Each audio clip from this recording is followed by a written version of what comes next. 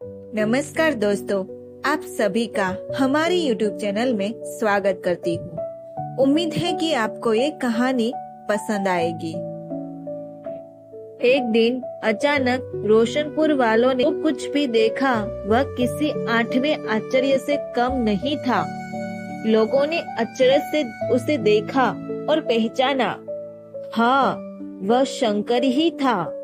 वह रोशनपुर वापस लौट आया था। रोशनपुर में लड़कियों के सरस्वती डिग्री कॉलेज के ठीक सामने कतार से कई एक दुकानें हैं। उन्हीं दुकानों में से एक में डॉक्टर अनूप की क्लिनिक है। एक जूते चंपलों की भी दुकान है। सामने ही चक्की है, स्पेलर है, साइकिल की भी एक दुकान है। उस डिग्री कॉलेज रोड पर आगे चलकर लक्ष्मीबाई इंटर कॉलेज भी है।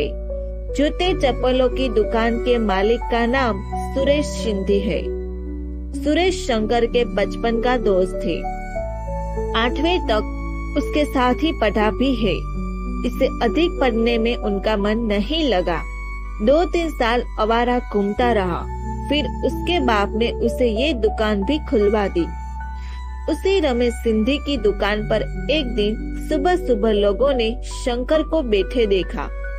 अब वह काफी तगड़ा हो गया था। एक ही साल में उसके तो बातचीत करने का तरीका ही बदल गया था। वह वहाँ बैठा बैठा एक अजीब सा खेल खेल रहा था। खेल भी क्या था, बस मजा लेने के लिए यूं ही राह चलते लोगों से थोड़ी सी चक्कलबाजी थी। उन्हें बेवकूफ बनाना था। उसका ये खेल देख देख कर सब लोग हंसते और मजा लेते। डॉक्टर साहब भी मरीजों की फुर्सत पाकर उस खेल को देखकर अपनी हंसी नहीं रोक पाते थे। खेल था ही इतना मजेदार और बिल्कुल मुफ्त का। कॉलेज के बालकनी में खड़ी होकर लड़कियां भी ये खेल देखती। वह धीरे धीरे मुस्कुराती या मन मन हंसती रहती। सड़क पर उनके दर्शनों के लिए खड़े लड़के बस उनकी इन्हीं अदाओं पर निहाल हो जाते।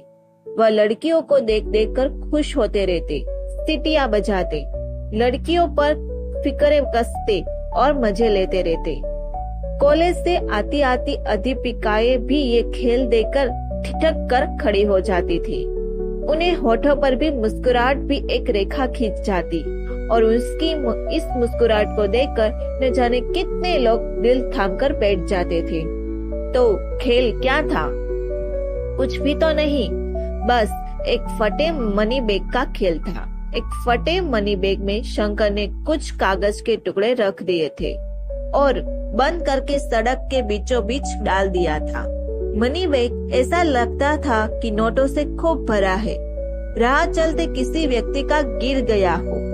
इसी खूब भरे मनी बैग पर किसी किसी राहगीर की निगाह पड़ती तो उसका चेहरा खुशी से खिल उठता। वह पहले तो ये जानने के लिए कि इसमें नोट ही है उसके ऊपर अपना पैर रखता।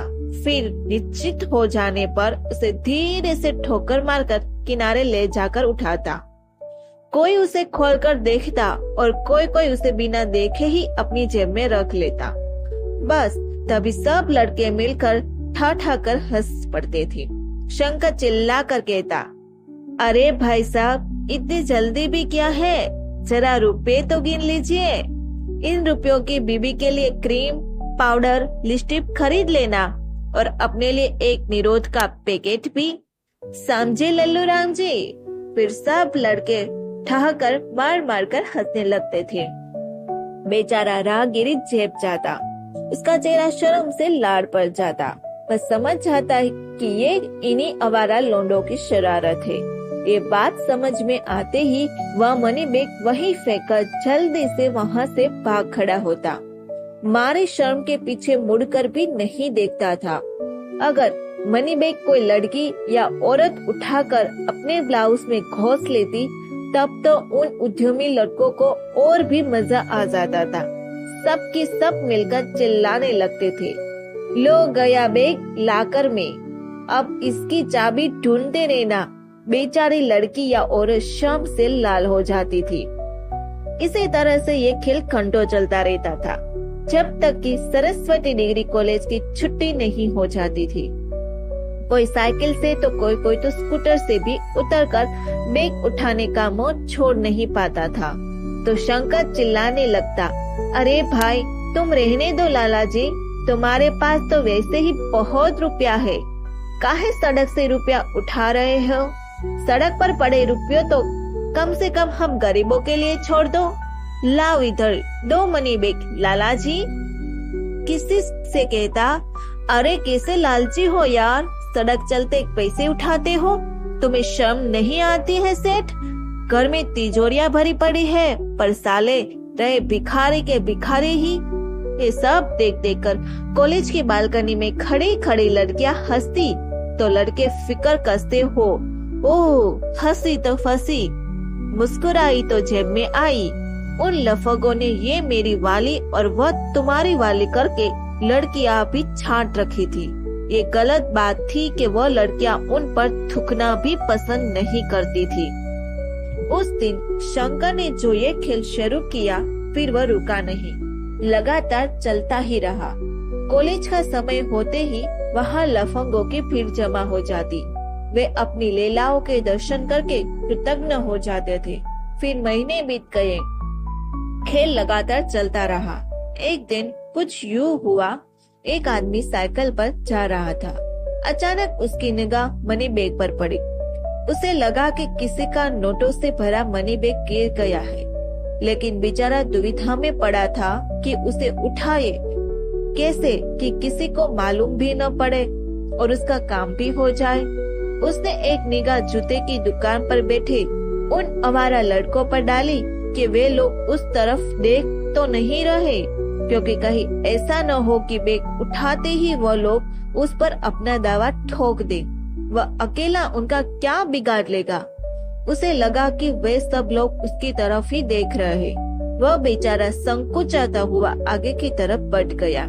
शंकर ने सब लोगों ने कहा कि उस तरफ कोई भी देखे ना, देखना ये साला अभी फिर लौट कर आएगा, शक्ल से ही बड़ा लालची मालूम पड़ रहा है।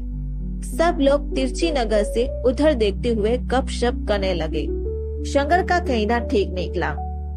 थोड़ा आगे जाकर वह फिर साइकिल घुमाकर वापस चला आया और सब उसने देखा कि अब कोई उसकी तरफ नहीं देख रहा है। तो पट्टे ने ठीक बैग के पास जाकर इस तरह साइकिल रोकी के जैसे साइकिल की चेन उतर गई हो। फिर वह लपक कर साइकिल से नीचे उतरा और बहुत ही सफाई से बैग उठाकर अपने झोलों में डाल दिया। फिर बिना उतरी हुई चेन को ठीक करने का नाटक करने लगा। उसकी ये हाथ की सफाई देखकर सारे लड़के चकित रह गए। अरे वाह, क्या चालू चीज है, ये हरामी तो अपना भी उस्ताद लगता है। खैर सब उसके क्रियाकलाप को तिरछी निगाह से देखकर मजा ले रहे थे। जब उसे विश्वास हो गया कि सड़कों से रुपये से भरा बैग उठाते हुए किसी ने उसे नहीं देखा है, तो वह निश्चित होकर साइकिल पर बैठकर वहां से चलने लगा। ठीक उसी समय जब लड़के जोर जोर से हंसने लगे, शंकर ने उसे आवाज देकर कहा, अरे वो साइकिल वाले राजा भैया, हमने सब देख लिया है, अकेले ही क्या सारा माल हजम कर जाओगे? हम लोग क्या उल्लू के पट्टे हैं जो इतनी देर से यहाँ बैठे हैं अपना मनी बैग तलाश कर रहे हैं? लेकिन वह भी साला एक ही कलाकार आदमी था। पट्टा अकड़ कर बोला, सो देख लिया तो क्या, तुम्हारा बैग है क्या? सड़क पर लावारिस पड़ा था, जिसने उठा लिया अब तो उसी का ही हो गया, बस बात खत्म हो गई। पर बात ऐसे कैसे खत्म हो जाती? आसपास के सब दुकानदार इस बिन पैसे के खेल का मजा ले रहे थे। मरीज न होने के कारण डॉक्टर साहब भी क्लिनिक के चबूतरा पर बैठे ये तमाशा देखकर धीरे धीरे मुस्कुरा रहे थे। सरस्वती डिग्री कॉलेज में भी शायद उसी समय इंटरवल हुआ था, इसीलिए लड़कियां भी कॉलेज के बालकनी में झुंड की झुंड खड़ी खट्टी मीठी चटनी के साथ समोसे या पक्की इमलियां स्वाद ले लेकर खा रही थी। ये सब तमाशा देखकर वह सब भी खिलखिलाकर हंस पड़ी। उन लफंगे लड़कों ने भी अपना नारा बुलंद किया, आज कुड़ी फंसी। शंकर उन लड़कियों को निहारता हुआ हीरो बनकर बोला, बड़े भाई इतना नाराज क्यों होते हो? 100 रुपयों से भरा बैग मिला है, कुछ रुपए तो हम लोगों को भी देते जाओ, चाय नाश्ता ही कर लेंगे। सुबह से देवियों के दर्शन के लिए बिना खाए पिए यहाँ जमे हैं, भूख से अतरिया ऐठ रही है। पर वह आदमी सचमुच बड़ा खाक था। सारी रकम अकेले ही डाकर जाने का मसूबा पाला था। वह और भी अकड़ने लगा, बोला, बैग क्या तुम्हारे बाप का है जो मैं सबको रुपये बांटता फिरूं? अभी जाते समय मेरा ही तो गिर गया था, तभी तो उसे ढूंढता हुआ वापिस आया हूँ। अब सब लड़के खड़े होकर बोले, अरे वो गधे के बच्चे, हमें चराने निकला है, इसमें रुपये नहीं है, रद्दी कागज है, बैग देता है या नहीं मादर? लेकिन वो व्यक्ति बिना कुछ कहे सुनी साइकिल में बैठकर जाने लगा। तभी शंकर ने दौड़कर उसका गिरहबान पकड़ लिया। साले बैग देता है कि नहीं? अभी अभी इंटरवल हुआ है और तू सब खेल ही बिगाड़ दे रहा है, हरामी की औलाद, चल दे बैग। लेकिन उस व्यक्ति ने धक्का देकर शंकर को गिरा दिया। देहात का मजबूत आदमी था। वह गिरकर शंकर संभला। उसे एहसास था कि कॉलेज के छत छे पर खड़ी हुई लड़कियां भी ये सारा तमाशा देख रही है। उनमें उसकी वाली भी है और ये साला बात को समझ ही नहीं रहा था। सबके सामने ही उसे धक्का दे रहा है। उसका गुस्सा भड़क उठा। उसने जेब में हाथ डाला। दूसरे ही क्षण उसके हाथ में स्प्रिंगदार चाकू था, वही चाकू जो उसने कानपुर के परेड मार्केट से खरीदा था, ठीक इसी दिन के लिए। स्प्रिंग दबाते ही खटाक से चाकू खुल गया। देखते ही देखते लोगों में दहशत फैल गई। वह आदमी भी डर के मारे पीछे हटने लगा। आसपास के दुकानदारों ने भी सोचा, हंसी खेल में ये क्या कांड होने जा रहा है? चाकू वाकू चल गया तो अभी हंगामा हो जाएगा। शहर भर के हरामी लोंडे इस समय यहाँ मौजूद है। फसाद होते ही अभी लूटपाट शुरू हो जाएगी। पुलिस आएगी तो 100 तरह की बातें पूछेगी। लोंडों का क्या है, मारपीट कर भाग खड़े हो गए। नुकसान तो दुकानदारों का ही होगा। शंकर ने चाकू दिखाते हुए उस देहाती को ललकारा, देता है बे कि अभी चाकू तेरे पेट के पार कर दूं? हरामी के, मुझे धक्का देता है शंकर को? मैं तेरा बाप हूँ साले, अपनी अम्मा से जाकर पूछना। देहाती बेचारा डर के मारे थर थर कांपने लगा। उसकी दिग्गी बन गई। उसने कांपते हाथों से ही बैग जेब से निकालकर शंकर के हवाले कर दिया। तब तक डॉक्टर साहब भी शंकर शंकर चिल्लाते हुए क्लिनिक से नीचे उतर आए। आसपास के दुकानदार भी दौड़े। सबने मिलकर शंकर को संभाला।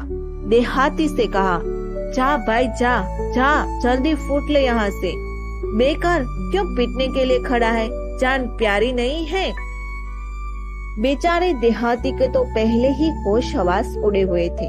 मौका मिलते ही वह साइकिल पर बैठकर भाग निकला। उसने पीछे मुड़कर भी नहीं देखा।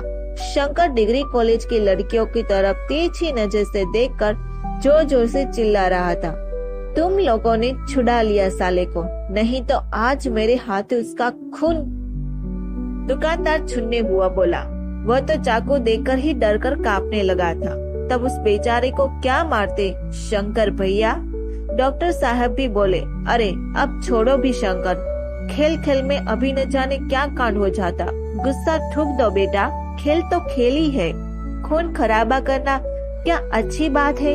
फिर उन्होंने छुन्ने से कहा, जाओ जाकर शंकर के लिए एक कोल्ड ड्रिंक्स लेकर आओ, थोड़ा दिमाग ठंडा हो इसका। देख नहीं रहे हो कि गुस्से के मारे कैसा चेहरा लाल हो गया है? चूहा कोल्ड ड्रिंक्स लेने भागा। कोल्ड ड्रिंक्स पीते हुए शंकर ने कहा, चलो ये भी ठीक ही हुआ डॉक्टर साहब, साला मर खप जाता तो एक और परेशानी खड़ी हो जाती। उसने चाकू मोड़कर जेब में रखा। एक तिरछी सी नजर फिर डिग्री कॉलेज के बालकनी में खड़ी लड़कियों पर डाली। बेचारी लड़कियां इस हादसे के बाद एकदम सहमी सी खड़ी थी।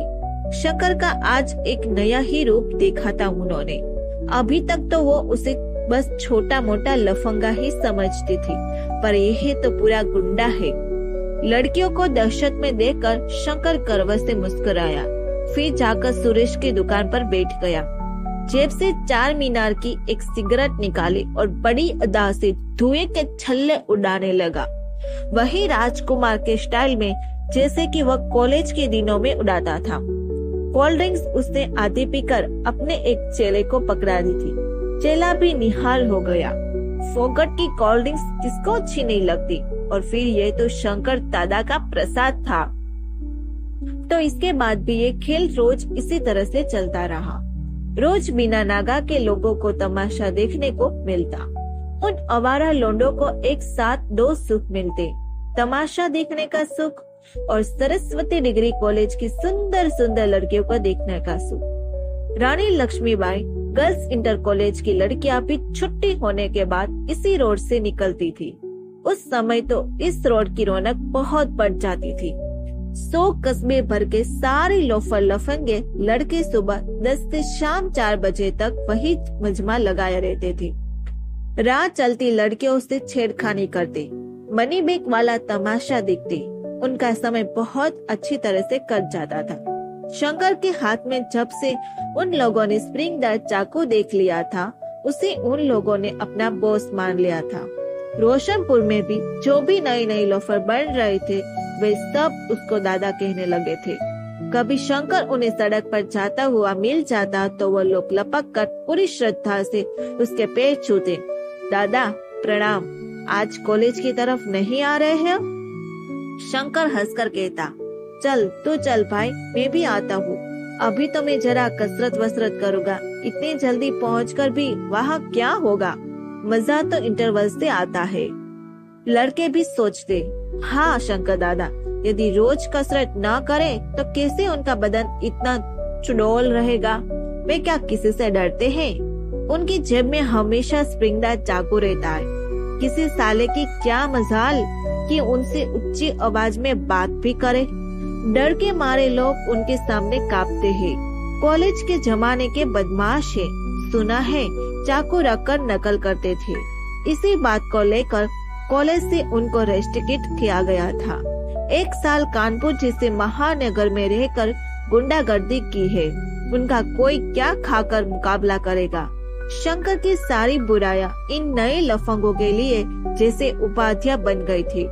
उन्हें शंकर दादा से नमस्ते करते, उनके चरण स्पर्श करते, उनसे मेलजोल बढ़ाने बड़ा गर्व होता था। उन्हें महसूस होता था कि इसमें उनकी भी शान बढ़ती है, इससे उनका भी रुतबा ऊंचा हो जाता है। शंकर कभी कभी उन लोगों से अचानक पूछ बैठता, कहाँ रहते हो भाई? चेहरा तो कुछ जाना पहचाना सा लग रहा है। दादा, आपके पास वाले मोहल्लों में ही रहता हूँ हम लोग। सुनकर उन्हें कुछ हैरत होती है कि लो, शंकर दादा उन्हें पहचान ही नहीं रहे। वे लोग तो हमेशा उनके चरण स्पर्श करते हैं। कहा, गणेश प्रसाद स्ट्रीट?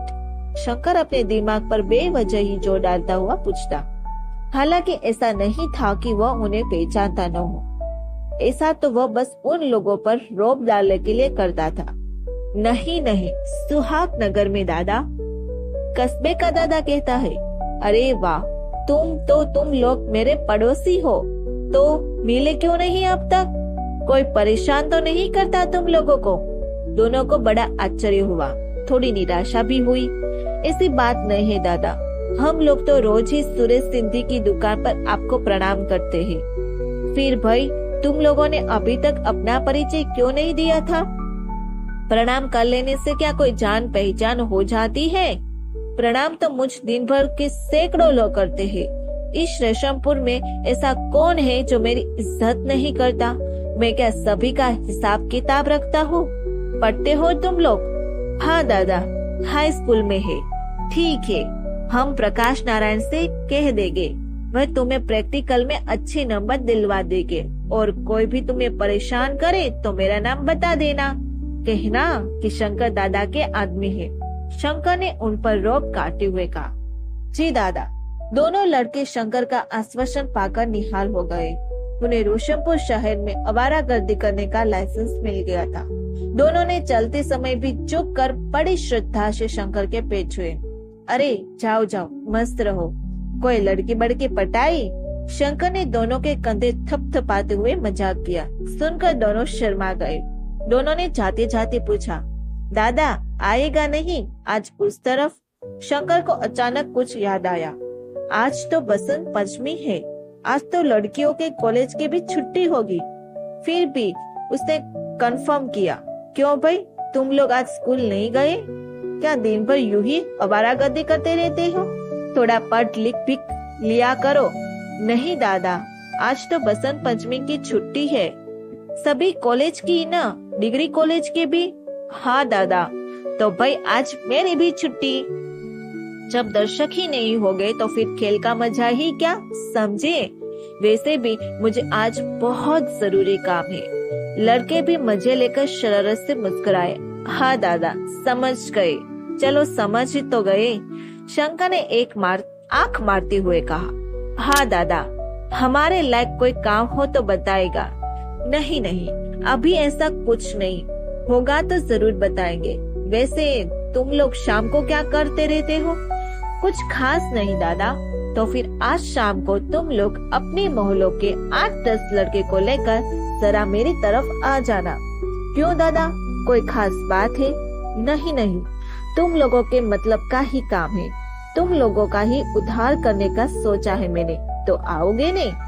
ठीक है दादा, 6 बजे के करीब आ जाएंगे हम लोग अपनी पूरी कफलिया के साथ।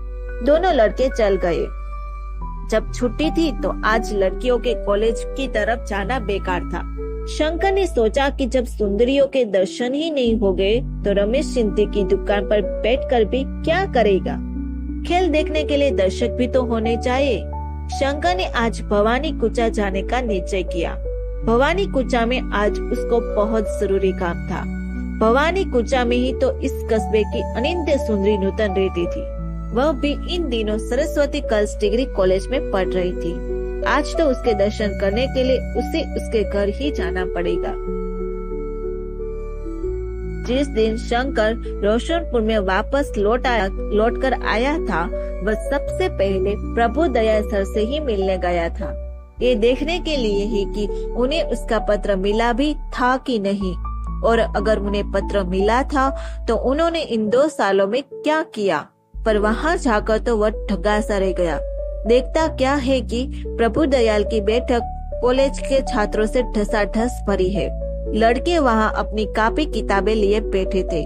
सर उनको बड़े ही मनोयोग से अंग्रेजी पढ़ा रहे थे। उन्होंने तो अपने घर को एकदम से स्कूल ही बना रखा था।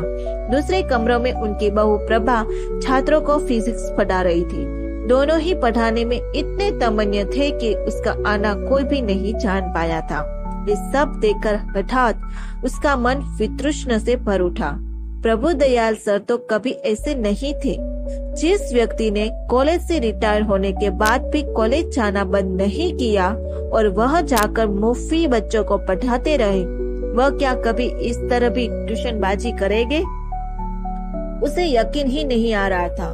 पर ये सब वो अपनी आंखों से देख रहा था, तो भला विश्वास न करने का सवाल ही नहीं था। हाथ कंगन को आरसी क्या? उसने सोचा कि प्रभु दयाल सर इतने दिनों तक जो आदर्शवादी की इतनी ऊंची ऊंची बातें करते रहे, वो सब क्या एक छलावा ही था? वो सब क्या उनका प्रचंड मात्र ही था? आखिरकार उनके भी पैसों के प्रति भूख जागी उठी।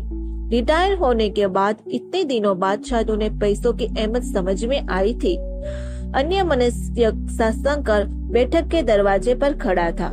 उसका मन हो रहा था कि वह सर से मिले बिना ही वहाँ से भाग जाए। उसने आज सर का एक नया ही रूप देखा था। वह एकाएक उनके सामने जाकर उन्हें शर्मिंदा नहीं करना चाहता था। वह अभी वहाँ से भागने की सोच ही रहा था कि सर ने किसी छात्र से कोई प्रश्न पूछने के लिए अपना चेहरा घुमाया। दोनों की निगाह अचानक ही मिल गई। कौन? शंकर। वहाँ कौन है दरवाजे पर? अब शंकर के पास भाग निकलने का कोई रास्ता नहीं बचा था। हट ही उसने सर के चेहरे को ध्यान से देखा। इतने ही दिनों में वो कितने बुढ़े हो गए थे। उन्हें इस घोर बुढ़ापे में भी कड़ी मेहनत करनी पड़ रही थी। क्या भतीजे बहू ने अपने यहाँ से उनका राशन पानी बंद कर दिया है? क्या आजकल ट्यूशन कर करके ही अपना गुजारा कर रहे हैं? पर उनके चेहरे पर अब भी न जाने कैसा तेज था कि शंकर अभिभूत हो उठा। चश्मा लगाने पर ही सर शंकर को ठीक ठाक पहचान पाई। उसे देखकर खुशी से उसका चेहरा दमक उठा था।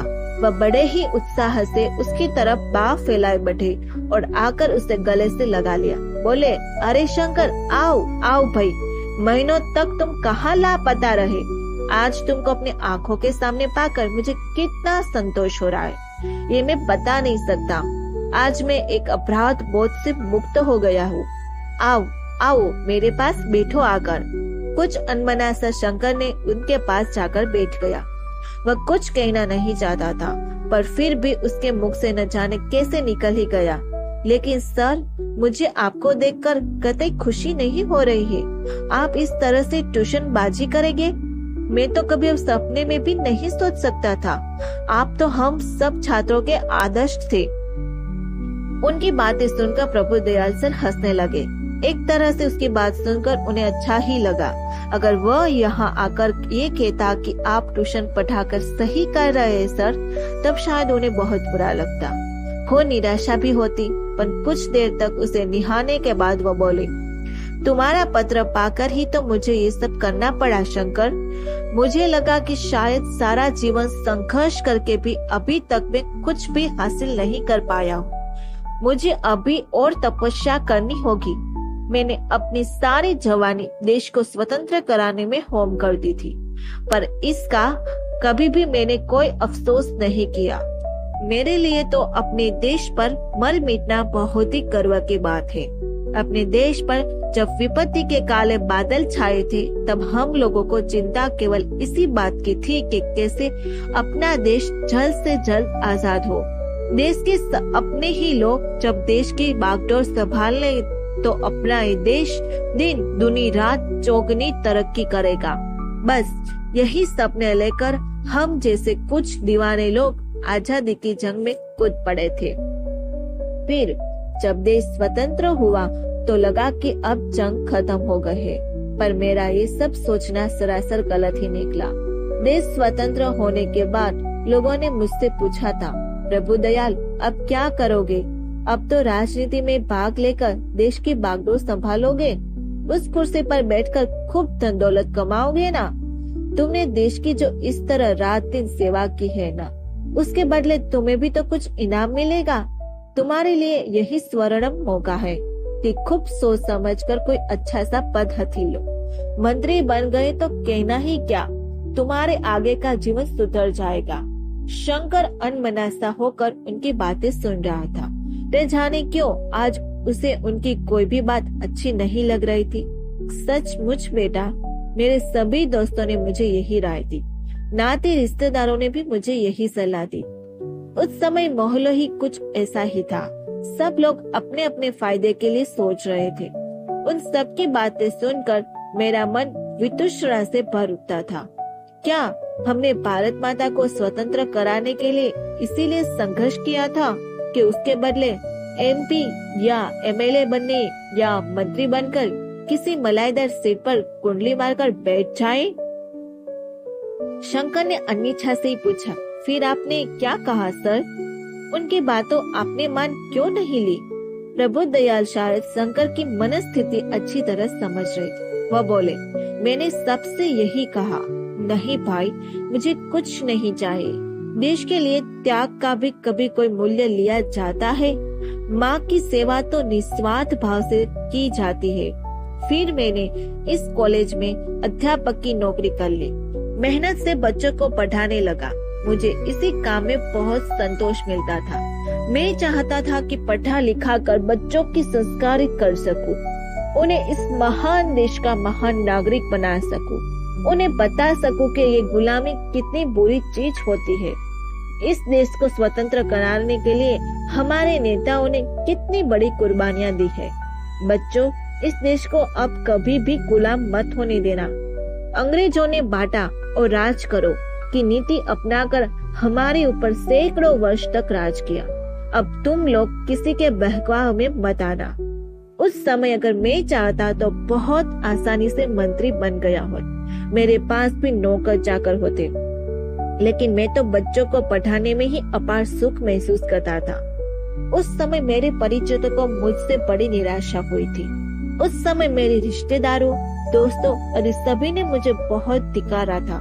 सबने कहा था, क्यों रे प्रभु दयाल, तूने मांगी भी तो क्या, छोटे से शहर के स्कूल की मास्टरी। अरे मंत्री बन गया होता तो हम लोगों के भी नैया पार कर देता। तेरी एक सिफारिश से हमारे बाल बच्चों को भी नौकरी मिल जाती। तूने तो हमारी सारी आशाओं पर पानी ही फेर दिया। तू तो बड़ा ही बेवकूफ निकला रे। कितने ही लोगों ने उस समय बड़े बड़े नौकरियां हथिया ली थी। अपने प्रभाव से अपने रिश्तेदारों को बड़े बड़े पर्दों पर बैठा दिया था। लोग उनके गुणगान करते थे, लेकिन मेरे बारे में सब यही कहते, इस प्रभु दयाल ने तो हमारी सारी आशाओं पर पानी फेर दिया है। हमने तो सोचा था इसके मंत्री बनते ही हमारे बच्चे भी ऊंची ऊंची नौकरियां पर पहुंच जाएंगे, लेकिन ये तो खुद ही एक मामूली सा मास्टर बनकर रह गया। 100 रुपए महीने कमाने वाला एक मामूली सा अध्यापक है। तब ऐसा ही हो रहा था, और इतने दिनों बाद भी मैं देख रहा हूँ कि आदमी की मानसिकता में कुछ भी अंतर नहीं आया है। आज भी हर एक आदमी पैसे के लिए दौड़ रहा है। इतनी देर से सर की बातें सुनते सुनते शंकर बोला, सर अब ये बातें रहने दीजिए। आपको उस समय के लिए अब पछतावा हो रहा है शायद, इसीलिए आज आप इतनी सारी ट्यूशनें पढ़ाने बैठे। ट्यूशन? कैसी ट्यूशन? ये तुमसे किसने कहा शंकर? ये सब तो मैं अपनी आंखों से ही देख रहा हूँ सर। वाह, अंधा हूँ क्या? वाह रे, खूब देखा तुम्हारी आंखों ने। हाँ सचमुच आंखें ही धोखा खा गई थी। शंकर की आंखें ने ही धोखा खाया था। पढ़ने वाले वे सब छात्र भी एक साथ बोल बैठे, जी हाँ, आपकी आंखें धोखा खा गई है शंकर भैया। सर तो हम लोगों को बिल्कुल निःशुल्क पढ़ाते हैं। उन्होंने हमसे आज तक कभी पढ़ाने का एक पैसा तक नहीं लिया। इस उम्र में भी वो हमारे लिए इतनी मेहनत कर रहे हैं। आपको उनसे ऐसा कहते हुए शर्म नहीं आई? उन बच्चों की बातें सुनकर शंकर हतप्रभ रह गया। उसके कुछ भी समझ में नहीं आ रहा था कि सच क्या है। वह कृतज्ञ विमुट सा खड़ा रहा। सर फिर बोले, उस दिन मुझे तुम्हारा पत्र मिला था शंकर। उसे पढ़कर मैंने जाने की गलती मेरी ही थी। उस दिन से मैंने ये जंग छेड़ रखी है। जो यात्रा एक दिन अधूरी रह गई थी, उसी पर पुनः चल पड़ा हूँ। अब मंजिल मिले या न मिले मुझे कोई चिंता नहीं है। कहते कहते उनका चेहरा जैसे किसी अदृश्य प्रकाश से दीप्यमान हो उठा था। सारी बातें सुन समझकर शंकर आत्मग्लानि से भर उठा। उसका अंत मन हा कर उठा। प्रभु दयाल के सामने एक बार उसका सर्वोच्च अहंकार जैसे फिर पराजित हो गया। वह जिस दोस्त से यहाँ आया था फिर उस दोस्त से जा नहीं सका। शम्स सिर झुकाए हुआ बोला, सर मुझे क्षमा कर दे। मैं तो नीरा नाली का कीड़ा ही रहा, आपको बिल्कुल भी नहीं समझ पाया। ये कहकर सर के पैरों पर गिरकर शंकर बिलक बिलक कर रोने लगा। सर ने अचकचा कर कहा, अरे अरे उठो शंकर, क्या करते हो ये ही क्या कोई इतनी बड़ी बात है? सभी से तो भूल होती है। गांधी जी कहते थे कि प्रायश्चित करने से हमें ईश्वर भी माफ कर देता है। मैं भी तो अपनी भूल का प्रायश्चित कर रहा हूँ। आपने कौन सी भूल की सर? वही तुमने रिश्तिगत करने की, कॉलेज से निकालने की, तुम्हारा भविष्य इस तरह चौपट करने की, तुम्हारी जिंदगी का एक अमूल्य वर्ष बर्बाद करने की। पर उस दिन तो मैं सचमुच ही नकल कर रहा था सर। आपने उस दिन मुझे रंगे हाथे नकल करते हुए पकड़ा भी था। उस दिन मुझे रिश्तिगत करके आपने बिल्कुल ठीक ही किया था। आज ये बात मैं अपने पूरे मन से स्वीकार भी कर रहा हूँ। आपको मुझे सजा देने का पूरा हक था। इसके लिए मुझे अब कोई शौक नहीं है सर। आज तो मैं उस दिन की बात को सोचकर शर्म ही महसूस कर रहा हूँ। मैं इतने दिनों बाद आज पूरे मन से अपनी गलती स्वीकार कर रहा हूँ सर। नहीं, दोषी तुम नहीं थे शंकर, दोषी तो वो अध्यापक थे जिन्होंने कक्षा में वो पाठ पढ़ाया ही नहीं था, जिनके प्रश्न उन्होंने प्रश्न पत्र में दिए थे। तब तुम लोग नकल न करते तो वो क्या करते? मुझे तुम्हारा पत्र मिल गया था बेटा। उसी दिन मैं खुद को अपराधी मानकर प्रायश्चित करने की कोशिश कर रहा हूँ। कहते कहते सर की आंखें भी छलछला उठी। सर का ये रूप देखकर शंकर अपराध बोध से मरा जा रहा था। उस दिन शंकर ने कहा था, शाम को जरा 8-10 लड़के लेकर मेरे ठिकाने पर आना। मैं तुम लोगों के ही भले का काम करने जा रहा हूँ लड़कों। क्या काम दादा? लड़कों ने उत्सुकता से पूछा था। ये शाम को ही बताऊंगा, शंकर ने चलते चलते कहा था। शंकर दादा की बात भी भला टाली जा सकती थी। उन दोनों लड़कों ने सुहागनगर के कुछ आवारा लड़कों पर रोब काटते हुए कहा, सुनो, दादा का फरमान आया है। दादा ने तुम सबको शाम को अपने घर पर बुलाया है। दादा? हाँ, शंकर दादा ने। उन दोनों लड़कों ने जरा जोर देकर कहा, शंकर दादा? वही ना, जिसकी जेब में हमेशा एक स्प्रिंगदार चाकू रहता है? उसके दोस्तों ने पूछा। हाँ हाँ, वही शंकर दादा। उनके लिए चाकू कोई बड़ी चीज नहीं है। सुनने में आया है कि उनके पास पिस्तौल भी है। साल भर तक महानगर में घास नहीं छिलते रहे वो। देखा नहीं था तुम लोगों ने कि उस दिन वह देहाती कैसा उनके सामने थर थर कांप रहा था। अगर उस दिन डॉक्टर साहब आकर बीच बचाव न करते तो वो तो उसे मार ही डालता। हाँ हाँ, है तो वो बहुत गुस्सेवार, लड़कों ने कहा। उस दिन के कारण से लड़के वाकई शंकर से बहुत अधिक प्रभावित थे। अब तो वो जरूर जाएंगे। कस्बे के दादा से दोस्ती रखेंगे तो वक्त जरूरत व उनके बहुत काम आएंगे। ठीक है, जब दादा ने बुलाया है तो हम लोग जरूर चलेंगे। लड़कों ने आपस में सलाह मशविरा किया और शाम 6 बजे का समय दादा के पास जाने के लिए तय हो गया। जब वे सब शाम को वहाँ पहुँचे तो शंकर बोला, भाई, तुम लोगों के कल्याण का काम करने ही जा रहा हो। जरा खुद का हुलिया तो देखो। तुम लोग सूखे हुए छछूंदर लगते हो। क्या दिन भर पान वान और सिगरेट ही उड़ाते रहते हैं? कसरत वसरत क्या बिल्कुल भी नहीं करते तुम लोग? लड़के सब खामोशी से सुनते रहे। उन्हें कुछ बुरा तो लगा, पर दादा से बहस करने का तो कोई सवाल ही नहीं था। खुद उन्हें भी अपनी हालत देखकर शर्म सी आ रही थी। शंकर दादा ठीक ही तो कह रहे थे। ये सूखा हुआ शरीर देखकर कौन लड़की उन पर मरेगी? दादा बोला, अब से ये लोंडियों का चक्कर छोड़ो। कोई साली तुम्हें लाइन नहीं देगी। मुझे मालूम है कि सब की सब बड़ी चालू चीज है। पहले कुछ बनकर दिखाओ, तब यही लोंडिया तुम्हारे आगे पीछे भागेगी। समझे तुम लोग? लड़के खामोश खड़े रहे। उनके मुंह से बोल ही नहीं फूट रहे थे। उन्होंने सुन रखा था कि गुस्सा तो शंकर दादा की नाक पर धरा रहता है। बिना वजह ही किसी को भी झापड़ झड़ देना उनके लिए हंसी खेल है। उन्हें खामोश देखकर शंकर फिर बोला, ये सामने इतना बड़ा मैदान खाली पड़ा है। चलो जरा सब लोग कपड़े अपड़े उतार कर जुट जाओ। एक बार कंकड़ पत्थर बीनकर उधर कोने में ढेर लगा दो और इतनी जगह खोद कर यहाँ अखाड़ा बना लो। पर शंकर की बात सुनकर सब लड़कों वैसे ही ठिठके से खड़े रहे। कोई भी आगे बढ़ने की हिम्मत नहीं जुटा पाया। उन्हें कुछ कंफ्यूज सा हो रहा था। उन्हें असमझ में खड़ा देखकर शंकर ने पूछा, क्यों, क्या बात है? फट रही है क्यों? एक लड़का कुछ हिम्मत करके बोला, लेकिन दादा, ये जगह तो दया शंकर की है। पता चलते ही आ धमकेगा। बहुत ही हरामी आदमी है। एकदम छटा हुआ गुंडा है। बातें कम, मारपीट ज्यादा करता है। ये जगह दया शंकर के बाप की नहीं है। उसने भी तो ये कब्जा किया था। मैं तो इस जगह को रोशनपुर वालों के हित के लिए इस्तेमाल कर रहा हूँ। आज से ही मैंने उसे साले दया शंकर का कब्जा खारिज किया। चलो आगे बढ़ो तुम सब। लेकिन दादा, पीछे से कोई बात न उठे। मेरे होते हुए साली क्या बात उठेगी? फट क्यों रही है तुम सबकी? बात उठेगी तो हम हैं। तुम लोगों से मतलब ही क्या? ये समझ लो कि अब दया शंकर की बदमाशी के दिन लग गए हैं। साला बुढ़ा गया है।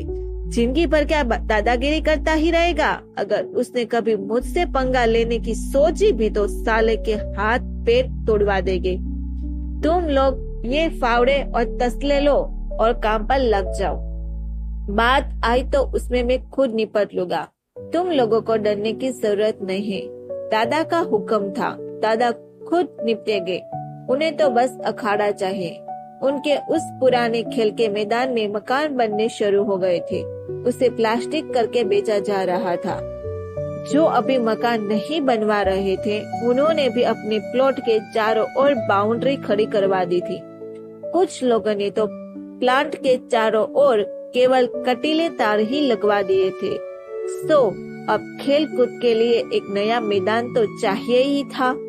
खाली समय में आखिर कस्बे के लड़के भी क्या करें? खेलने कूदने को नहीं मिलेगा तो लड़कियों के स्कूल कॉलेज के चक्कर ही तो काटेंगे। कहीं न कहीं तो दिल लगाना ही पड़ेगा। इस कस्बा शहर में लड़कियों के स्कूल कॉलेज के अलावा और कोई दर्शनीय स्थल भी तो नहीं है। यही स्कूल कॉलेज ही तो एकमात्र इस कस्बे भर के लफंगों के तीर थे। दयाशंकर पहले बहुत बड़ा बदमाश था।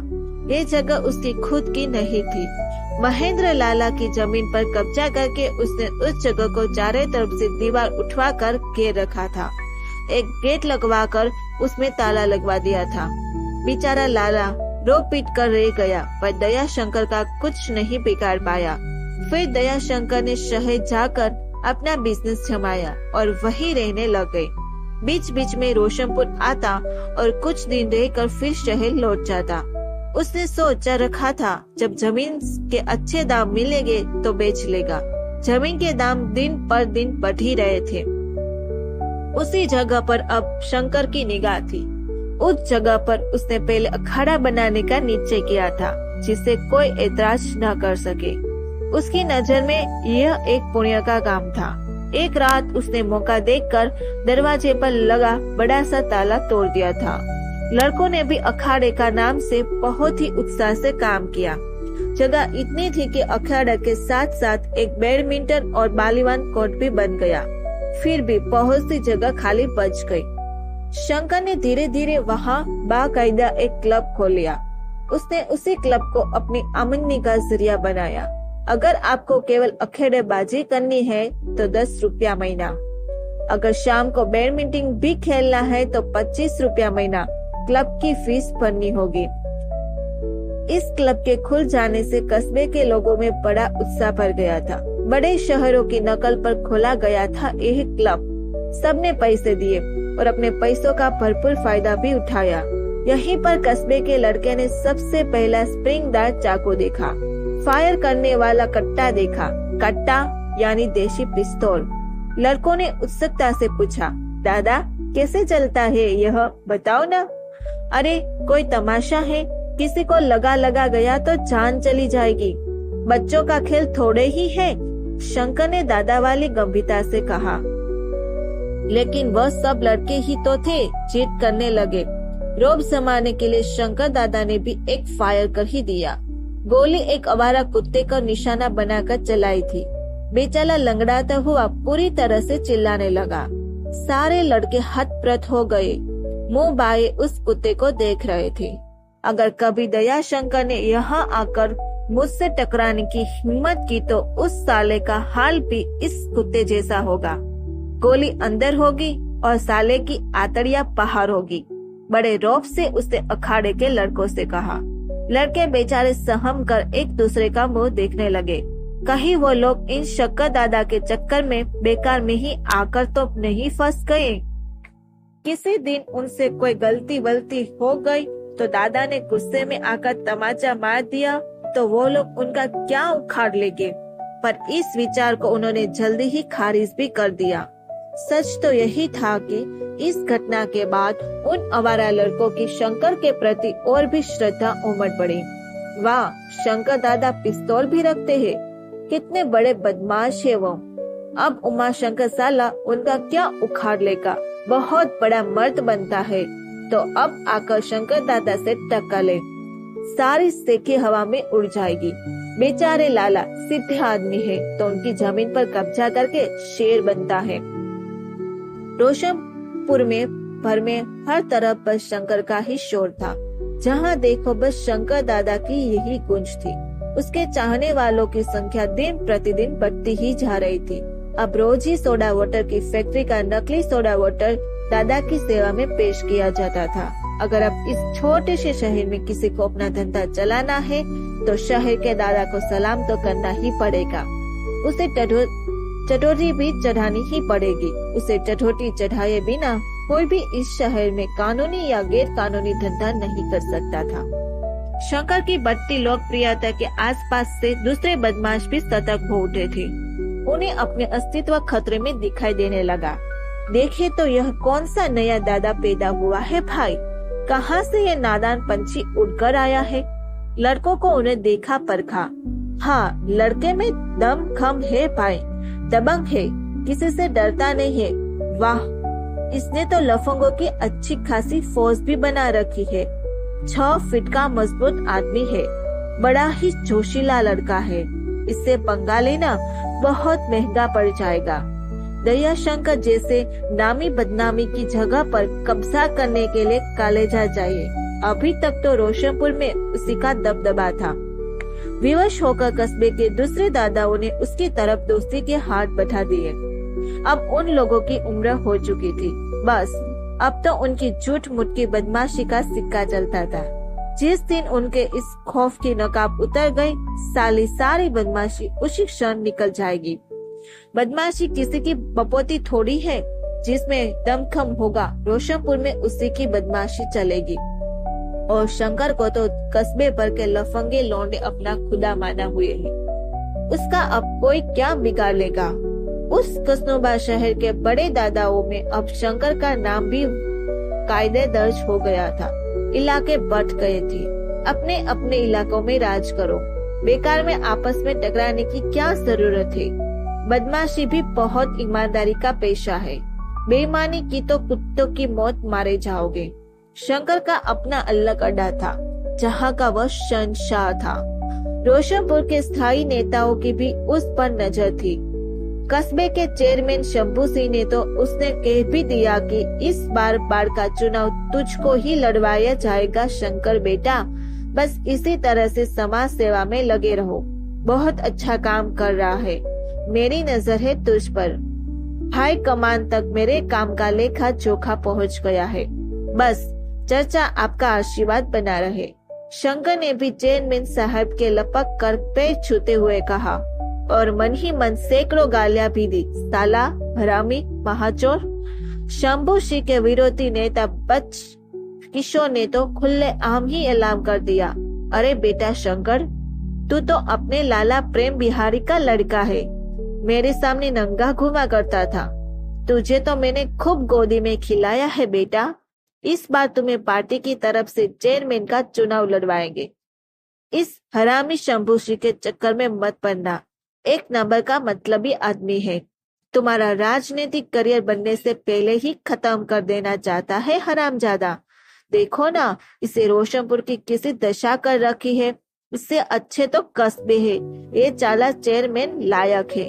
शंकर भी उनकी बात सुनकर हो करके हंसने लगा। उसने उनके भी लपक कर पैर छुआ। बोला, चाचा जी, बस आपका आशीर्वाद बना रहे। चेयरमैन क्या, एक दिन आपको इस रोशनपुर का सांसद बनकर दिखाऊंगा। हाँ, क्यों नहीं। राजनीति में तो हौसला ही चाहिए शंकर। नेताओं और बदमाशों का तो चोली दामन का साथ है। जिसका पास जितना अधिक बदमाश है, वह उतना ही बड़ा नेता है। फर्जी वोट डलवाने के लिए उसे बदमाश तो चाहिए ही। राजनीति में रहना है तो बदमाशों से दोस्ती तो रखनी ही पड़ती है। बदमाशों को भी तो नेताओं से फायदा है। बदमाशों के ऊपर अगर नेताओं का हाथ न हो तो 2 दिन में ही उनकी बदमाशी ठिकाने लग जाए। जेल में ही पड़े पड़े सालों की सारी उम्र निकल जाए। जमानत तक होने के लाले पड़ जाए। नेताओं की छत्र छाया में ही तो बदमाशी पनपती है। पुलिस ने हाथ डाला नहीं कि किसी नेता का फोन खटक उठा। क्या करते हो पाए, अपना ही आदमी है, तुरंत छोड़ो इसे। नौकरी नहीं करनी है क्या? बेचारे पुलिस वालों की ये कैसी बेबसी है कि नेताओं की एक फोन पर बड़े से बड़े क्रिमिनल को भी छोड़ना पड़ता है। छोड़ना ही क्यों पड़ता है? उसे सलूट भी मारना पड़ता है। सलूट ही क्यों, उसे इज्जत के साथ घर तक पहुंचाने भी जाना पड़ता है। अपनी नौकरी से हाथ तो धोना नहीं है उन्हें। नेता ब्रज किशोर ने चलते चलते फिर कहा, तो ठीक है शंकर बेटा, तैयार रहना। इस बार हम तुमको पार्टी सिंबल से चेयरमैन का चुनाव लड़वाएंगे। हम सब लोग तुम्हारा पूरा सपोर्ट करेंगे। चाचा, जब आपका आशीर्वाद है तो हम भी ताल ठोक कर मैदान में आने के लिए तैयार है, शंकर ने जोश से कहा। यह हुई ना मर्दों वाली बात। चलते चलते उसकी पीठ ठोकते हुए नेताजी ने कहा, चाचा प्रणाम। एक बार शंकर फिर से उनके पैरों की तरफ झुकते हुए बोला। उसने मन ही मन उन्हें भी भद्दी भद्दी गालियां दी। साले, अपनी औकात तो देख पहले। कभी खुद भी चुनाव लड़ा है कि मुझे चुनाव लड़वाएगा? पार्टी में तो कोई दो कौड़ी का पूछता नहीं है। कुत्तों की तरह दुम हिलाता हुआ इधर उधर घूमता रहता है। मुझसे नेतागिरी ठोक रहा है। राजनीति का यही तो पहला और आखिरी वसूल है कि मन में कुछ और, मुंह पर कुछ और। समय आने पर गिरगिट की तरह रंग बदलने में माहिर आदमी ही तो राजनीति में सफल हो पाता है। अच्छे आदमियों के लिए राजनीति में कोई जगह नहीं है। आखिर कोई कहाँ तक गिरेगा, कितनी बेशर्मी पर उतरेगा।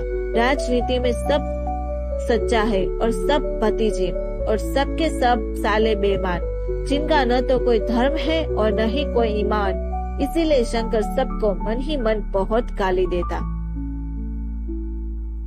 इसी तरह कुछ महीने और बीत गए। विष्णु को महानगर गए 2 साल हो गए थे। इस बार बीएससी का रिजल्ट निकलते ही जैसे महानगर के एसपीएस डिग्री कॉलेज में भूचाल सा आ गया। एकाएक उस दिन विष्णु कुमार की प्रतिभा से सब प्रभावित हो गए। रंग बिरंगी स्टाइलिश ब्रांडेड कपड़े पहने और खुद को खूब स्मार्ट और होशियार समझने वाला लड़का ने चौंक कर एक दूसरे से पूछा, ये विष्णु कौन है भाई, तुम्हें पता है कुछ? लड़कों का तो खैर कुछ पता नहीं था कि ये विष्णु कौन है। वे सब तो अपने ही में मस्त रहने वाले इंसान थे। पर लड़कियां तो बहुत संवेदनशील होती है। अपने आसपास किसी भी प्रतिभाशाली व्यक्ति से वह तुरंत प्रभावित हो जाती है। इन लफंगे लड़कों के बीच उन्होंने विष्णु की प्रतिभा को पहचान लिया था। वे उसकी विलक्षण प्रतिभा से अछूती नहीं रही थी। उस दिन भी वह ही बोले, अरे बड़ी हैरानी की बात है कि तुम लोग उसे नहीं जानते। अपने कॉलेज में ही तो पढ़ता है ये विष्णु, वही जो बहुत ही साधारण ढंग से रहता है। कॉलेज की पॉलिटिक्स में कोई रुचि नहीं लेता है और टीचर के पूछे गए हर सवाल का जवाब बिल्कुल ठीक ठाक देता है। जो कभी कभी कुर्ता पजामा पहनते ही कॉलेज चला आता है। ओह वही स्टूपिड, क्या उसी ने बीएससी में प्रदेश में भर में टॉप किया है? सारी बात जानकर उनके मुख खुले के खुले रह गए। हाँ, उसी स्टूपिड ने। लड़कियां ने उन पर व्यंग कसा। सचमुच एसपीएस डिग्री कॉलेज का ही लड़का था वह। तब भी किसी ने उसे नहीं पहचाना था। लेकिन सुबह सुबह अखबार के प्रथम पृष्ठ पर अपने ही कॉलेज का नाम छपा देकर वह सब एक दूसरे से पूछ बैठे थे, ए विष्णु कुमार कौन है? क्लास की लड़कियां के अलावा भी विष्णु के रूम पार्टनर दिवाकर को तो उसका पूरा इतिहास ही पता था। उसकी माँ बहुत गरीब है और दूसरों के घरों में दिन रात काम करके किसी तरह अपना और उसका पेट पाल रही है। उसे ये बात भी मालूम थी। विष्णु की सारी फीस इसके इंटर कॉलेज के अध्यापक प्रकाश नारायण देते हैं। वह इस बात से भी भली भांति परिचित था। ये सब बात उस विष्णु ने ही टुकड़े टुकड़े में बताई थी। विष्णु को तो जैसे हर किसी से अपना दुखड़ा रोने की बुरी आदत सी पड़ गई थी। अपनी गरीब का ढिंढोरा व मौका देखते ही किसी के भी सामने पीटने लगता था। शायद वह ऐसा करके सामने वालों की सहानुभूति पाना चाहता था। उसमें पता नहीं ऐसी कौन सी हीन भावना घर कर गई थी कि वह सबसे मदद की आशा लगाए रहता था। उसे दिवाकर ने उन सबको सारी बातें बताई। तुम लोगों को शायद पता नहीं है कि इसी विष्णु कुमार ने ही इंटर की परीक्षा में भी डिस्ट्रिक्ट टॉप किया था। तब पूरे प्रदेश में ये तीसरे स्थान पर था। इसी विष्णु कुमार के ही तो गणित में 100 में से 100 नंबर आए थे। तब भी इस विष्णु की अखबारों में फोटो छपी थी। वह फोटो एक दिन विष्णु ने मुझे दिखाई भी थी। सचमुच बहुत ही प्रतिभाशाली है ये विष्णु कुमार। दिवाकर की बातें सुनकर वहाँ खड़े सभी छात्र हतप्रभ रह गए। छात्राओं की आंखों में भी आश्चर्य से फैल गई और उनके दिलों की धड़कन बढ़ सी गई। SPS डिग्री कॉलेज के लड़के 2 साल बाद अचानक विष्णु की प्रतिभा को पहचान पाए थे। आज के सभी प्रमुख अखबारों में विष्णु का फोटो छपा था। एक प्रमुख अखबार की हेडिंग थी, ब्रिलियंट विष्णु कुमार, मिल गया भविष्य का श्रीनिवास रामानुजन। प्रदेश के एक प्रमुख समाचार पत्र दैनिक नूतन प्रभात में खबर कुछ इस तरह छपी थी, प्रतिभा किसी की मोहताज नहीं होती है। SPS डिग्री कॉलेज के छात्र विष्णु कुमार ने BSc में प्रदेश भर में प्रथम आकर ये सिद्ध कर दिया है कि प्रतिभा किसी की मोहताज नहीं होती है। विष्णु कुमार एक छोटे से शहर रोशनपुर के निवासी है। वहाँ उन्होंने अपने ही शहर के दयानंद इंटर कॉलेज से इंटर तक की पढ़ाई की है। इंटर की परीक्षा में उन्होंने डिस्ट्रिक्ट टॉप किया है। रोशनपुर में आगे की पढ़ाई की सुविधा न होने के कारण वह BSc की पढ़ाई करने के लिए महानगर के SPS डिग्री कॉलेज में आ गए हैं। यहाँ आकर भी उन्होंने अपनी प्रतिभा का परचम फहराया है और BSc की फाइनल परीक्षा में प्रदेश भर में टॉप किया है। उन्होंने फिजिक्स और मैथ्स में 100% अंक लाकर एक नया रिकॉर्ड बनाया है। बेहद गरीबी में पले बढ़े विष्णु कुमार ने अपनी मेघा से ये सिद्ध कर दिया है कि प्रतिभा किसी की मोहताज नहीं होती है। उन्हें भविष्य का श्रीनिवास रामानुजन कहे तो शायद अतिशयोक्ति नहीं होगी। अखबार में ऐसी खबर पढ़कर कॉलेज के लड़के लड़कियां एकाएक नए सिरे की उसकी शिनाख्त करने में जुट गए। क्यों भाई, तुम ही विष्णु कुमार हो? आज के अखबार में तुम्हारा ही फोटो छपा है। क्या तुम्हें भविष्य की श्रीनिवास रामानुजन हो? विष्णु ने मुस्कुरा कर कहा, भविष्य की बात तो छोड़िए, पर हाँ, मैं ही विष्णु हूँ। रोज ही तो कक्षा में मेरा नाम पुकार कर सर हाजिरी लेते हैं। मैं 2 साल से आप लोगों के साथ रहकर ही तो पढ़ कर रहा हूँ। मैं भी आप लोगों का ही क्लासमेट हूँ। वाह, पर हमें तो पता ही नहीं था कि तुम इतने प्रतिभाशाली हो। हम लोग तो तुम्हें नीरा गांव का सीधा साधा लड़का ही समझते थे, पर अब तो मानना पड़ेगा कि वाकई प्रतिभा किसी की मोहताज नहीं होती। तुमने तो कमाल ही कर दिया दोस्त, बधाई हो। सुनकर विष्णु को अच्छा लगा। कॉलेज के वह लड़के जो कभी उसे मिलना जुलना और बोलना बतियाना भी पसंद नहीं करते थे, आज उसे सम्मान दे रहे। वह बस मुस्कुरा के कर रह गया। कॉलेज के सारे छात्र छात्र उसे घेरे हुए थे। उसे देखकर उन्हें बहुत आश्चर्य सा हो रहा था। वह पुराने स्टाइल के बहुत ही साधारण से कपड़े पहने हुए थे। सस्ते जूतों की सिलाई भी एक जगह से उधर रही थी। कलाई में एक पुरानी सी घड़ी थी। वे लोग विष्णु को घेर कर ऐसे खड़े हो गए थे कि जैसे वह कोई अजूबा है। एकाएक वहाँ एक सफेद रंग की एम्बेसडर कार आकर रही थी। लड़कों ने कहा, लो, राजकुमारी जी भी आ गई है, बस इन्हीं की कमी थी। कार के ड्राइवर उतरकर सीधे उन्हीं के पास आया। उसने विष्णु को घेरे खड़े कर एक लड़के से पूछा, सर, आप बता सकते हैं कि यहाँ विष्णु कुमार जी कौन है? उसकी बात सुनकर खुद विष्णु ने ही कहा, हाँ, कहिए सर, मैं ही विष्णु हूँ। आपको मुझसे कोई काम है? पर मैंने तो आपको पहचाना नहीं।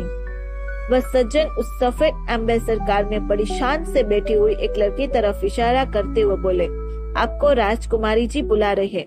मुझे? हाँ सर, आपको ही। आपका ही नाम तो विष्णु कुमार है ना? ड्राइवर ने कंफर्म करने की गरज से पूछा। उसे खुद ही विश्वास नहीं हो रहा था कि इस तरह साधारण से कपड़े पहने एक साधारण से आदमी से भी उसकी मालकिन को कुछ काम हो सकता था। विष्णु का राजकुमारी जी से अधिक परिचय नहीं था। वह बस उन्हें कभी कभी अपने कॉलेज या क्लास में देखा करता था। विष्णु के अलावा शायद सभी राजकुमारी जी को बहुत अच्छी तरह से जानते पहचानते थे। उनके पिताजी का नाम राजा मधुसूदन था। पहले वह किसी स्टेट के राजा थे। जब भारत स्वतंत्र हुआ तो सरकार ने उनका स्टेट अपने कब्जे में ले लिया, लेकिन अब भी उनके पास अपार संपत्ति थी। महानगर में चीनी की मिलें और कई टॉकीज उनके थे। राजकाज चला गया था, पर अब राजनीति में घुसकर वह पहले से भी बड़े राजा बन बैठे थे। उनका रुतबा पहले की तरह ही अब भी बरकरार था। चुनाव जीतकर मंत्री बने तो उनका नाम कद बढ़ता ही चला गया। शहर के बीचों बीच उनकी विशाल कोठी थी, जो कि राजा साहब की कोठी के नाम से सारे महानगर में मशहूर थी। कोठी के बाहर 4 दरबान हमेशा खड़े पहरा दे रहे थे। क्या मजाल की कोठी में परिंदा भी पर मार जाए। उन्हीं राजा साहब की बेटी थी राजकुमारी शिल्पी जी। विष्णु जब कार के पास पहुंचता तो राजकुमार जी ने सिर बाहर निकालकर बहुत ही मधुर स्वर से कहा, कांग्रेचुलेशन विष्णु जी, आपने तो कमाल ही कर दिया। आज जब सुबह सुबह मैंने अखबार देखा तो पहले पेज पर आपका ही फोटो छपा था। मैंने डैडी ने कहा, देखिए मेरी ही क्लास के स्टूडेंट है ये। डैडी बोले, तब तो भाई आपको उसे विश करना चाहिए। आपको सच बताओ कि खुशी के मारे फिर मैंने नाश्ता ही नहीं किया, बस वैसे ही दौड़ी चली आ रही हूँ। इस समय आप यहाँ क्या कर रहे हैं? क्या कोई क्लास है? विष्णु राजकुमारी जी से बात करते हुए बहुत ही नर्वस हो रहा था। किसी तरह से बोला, कुछ खास नहीं मैडम, क्लास तो इस समय कोई नहीं है, इसीलिए तो हम सब लोग यहाँ खड़े खड़े गप्पे मार रहे। वेरी गुड, जब कोई क्लास नहीं है तो चलिए हम लोग किसी रेस्टोरेंट में चलकर नाश्ता ही करते हैं। राजकुमारी जी कुछ चहक कर बोली। उनकी बात सुनकर विष्णु जैसे घबरा गया। उनकी जेब में तो इस समय एक पैसा भी नहीं था। वह कैसे राजकुमारी के साथ कार में बैठकर रेस्टोरेंट में नाश्ता करने जा सकता था? यही सब सोचकर वह संकोच के मारे गड़ा जा रहा था। किसी तरह वो बोला, नहीं मैडम, मैं तो नाश्ता करके ही रूम से निकला था। तो क्या आज आप मेरे साथ एक कप कॉफी भी नहीं पी सकते? आज तो कितनी खुशी का दिन है। राजकुमारी ने बहुत ही अदा से इजहार किया। विष्णु बेचारा अजीब मुश्किल में फंस गया था। उसकी समझ में नहीं आ रहा था कि वह राजकुमारी से क्या कहे। वह हतप्रभ सा वही खड़ा कर कुछ भी बोल नहीं सका। ड्राइवर कार का दरवाजा खोलकर बड़े ही अदब से खड़ा हो गया था। अभी मना कर देना राजकुमारी जी का अपमान होगा। कॉलेज के सब लड़कों ने उसे राजकुमारी जी के बगल में बैठकर जाते हुए देखा। सबके मुंह आश्चर्य के साथ खुल के ही खुले रह गए। किसी ने तो कह भी दिया, वाह इस नकचरी राजकुमारी ने इस विष्णु में ऐसा क्या देखा जो इससे मिलने सुबह सुबह कॉलेज तक चली आई। ये तो किसी से सीधे मुंह बात की नहीं करती, ये तो पक्की मर्द खोल लेडी है। चलती कार में राजकुमारी जी ने कहा था, मैं कई दिनों आपसे बातचीत करने की सोच रही थी, पर आप तो किसी से अधिक बातचीत करते ही नहीं है। पीरियड खाली होने पर भी पार्क के किसी कोने में बैठे कोई किताब पढ़ने में मग्न रहते। आपसे बातचीत का अभी तक सौभाग्य नहीं मिला था। दरअसल ऐसा कुछ भी नहीं था। ये सब राजकुमारी जी का बात करने का ढंग था। लेकिन इस बात से विष्णु प्रभावित हुए बिना नहीं रहा। उसकी ये भी समझ में नहीं आ रहा था कि वह राजकुमारी जी से क्या कहे। राजकुमारी के शरीर से निकली भीनी भीनी सेंट की खुशबू जैसे उसे मदहोश किए दे रही थी। राजकुमारी जी ने फिर पूछा, क्या इसी तरह कमरे में भी आप सारे दिन बैठे बैठे पढ़ाई लिखाई करते रहते हैं? नहीं, पढ़ने लिखने का इतना समय ही कहाँ मिलता है राजकुमारी जी, इसीलिए तो मैं खाली पीरियड में औरों की तरह गप्पे नहीं मार सकता। अपने में ही सिमटता हुआ विष्णु बोला। उसकी बात सुनकर राजकुमारी जी हैरान रह गई। समय नहीं मिलता? क्यों? इस संसार में सभी के पास तो इतना ही समय है, फिर आपको समय क्यों नहीं मिलता? मैं कुछ समझी नहीं विष्णु जी। विष्णु को अपनी गरीबी का रोने का अच्छा बहाना मिल गया था। वह बहुत करुण स्वर में बोला, मुझे सुबह से लेकर शाम तक ट्यूशनें भी तो पढ़ानी पड़ती है मैडम। विष्णु की बात सुनकर राजकुमारी जी हतप्रभ रह गई। ट्यूशनें? वो क्यों? आप तो खुद ही अभी पढ़ लिख रहे। यूँ इस समय ट्यूशनें पढ़ाकर अपना समय क्यों बर्बाद करते हो? ट्यूशनें नहीं करूँगा तो मैं इतने बड़े शहर में रह कैसे पाऊंगा? फिर तो इतने अच्छे कॉलेज में पढ़ भी नहीं पाओगे मैडम। प्रकाश नारायण सर आखिर कब तक मेरे लिए पैसे भेजते रहेंगे? कौन प्रकाश नारायण सर? राजकुमारी शिल्पी शायद पहली मुलाकात में उसके बारे में सब कुछ जान लेने को आतुर थी। आज का अखबार पढ़ लेने के बाद एकाएक उसके विष्णु में न जाने कैसे दिलचस्पी हो गई थी। वाह, आज तक इस कॉलेज में इतने नंबर तो किसी भी छात्र के नहीं आए थे। वह भी हमेशा जिला टॉप करती रही थी। उसे तो बहुत सारी सुविधाएं हासिल थी। जिला टॉप करना उसके लिए कोई खास बात नहीं थी। उसे तो अधिकतर प्रश्न पत्र भी पहले ही पता होते थे। आज विष्णु ने उसे अपनी मेघा से पराजित कर दिया था, पर फिर भी उसे बुरा नहीं लगा था। कुछ तो विशेषता थी इस लड़के में। देखने में सुंदर भी तो कितना लगता था। चेहरे पर कितना तेज है इसके। अगर ये साहबों वाले कपड़े पहन ले तो अच्छे अच्छे जेंटलमैन इसके सामने पानी भरने लगे। विष्णु ने आगे बताने लगा, प्रकाश नारायण सर की कृपा से ही तो मैं इस अच्छे कॉलेज में पढ़ पा रहा हूँ मैडम, पर मैं उन पर अब अधिक बोझ नहीं डालना चाहता। उनकी भी तो आखिरकार 3 बेटियां हैं। उन्हें उनकी शादी के लिए भी तो एक एक पैसा करके धन जोड़ना है। आजकल तो कितनी महंगाई है मैडम, एक लड़की की शादी करना ही बड़ा मुश्किल का काम है। राजकुमारी शिल्पी ध्यान से उसकी बातें सुन रही थी, पर शायद वह कुछ भी समझ नहीं पा रही थी। लड़की की शादी करना क्या मुश्किल काम है? वह मन ही मन यही सोच रही थी। एकाएक ड्राइवर ने पूछा, राजकुमारी जी क्या रिगल में रोकूं? राजकुमारी जी ने स्वीकृति से जरा सा सिर हिला दिया। कार सड़क के किनारे होकर रुक गई। ड्राइवर ने उतरकर अदब से दरवाजा खोला। सामने चमचमाता हुआ रिगल रेस्टोरेंट था। राजकुमारी शिल्पी ने कार से उतरते हुए कहा, आइए यहीं पर एक कप कॉफी पीते हैं, आपकी सफलता को सेलिब्रेट करते हैं। विष्णु को इतने महंगे रेस्टोरेंट के अंदर दाखिल होते हुए जैसे डर सा लग रहा था। इतने महंगे रेस्टोरेंट उसने बस बाहर से ही देखे थे। ऐसे चमचमाते रेस्टोरेंट के अंदर घुसकर एक कप चाय पीने का भी हैसियत नहीं थी उसकी। राजकुमारी जी उसे यूं ही हिचकिचाते हुए देखकर बोली, आइए आइए, रुक क्यों गए आप? विष्णु को लेकिन ऐसी आदत ही नहीं थी। बड़े संकोच के साथ ही वह रेस्टोरेंट के अंदर घुसा और एक कुर्सी खींचकर राजकुमारी के सामने बैठ गया। राजकुमारी के बैठते ही पैर में आकर उन्हें सैल्यूट मारा। वह एकदम चकाचक साफ सुथरी पोशाक पहने हुए था। उसे देखकर विष्णु जैसे शर्म के मारे और भी संकुचित हो गया। उसके कपड़े से अच्छे कपड़े तो रेस्टोरेंट का बेरा पहने हुआ था। बेरे ने बड़े ही अदब से पूछा, यस मैडम। मैडम ने पल भर में ही न जाने क्या क्या ऑर्डर कर डाला। वह बैठा बैठा चुपचाप सुनता रहा। कई चीजों के नाम भी उसने आज पहली बार ही सुने थे। रेस्टोरेंट से बाहर निकलते हुए विष्णु ने कहा था, आपने तो न जाने कितना खिला दिया राजकुमारी जी, और खुद आपने तो कुछ खाया ही नहीं।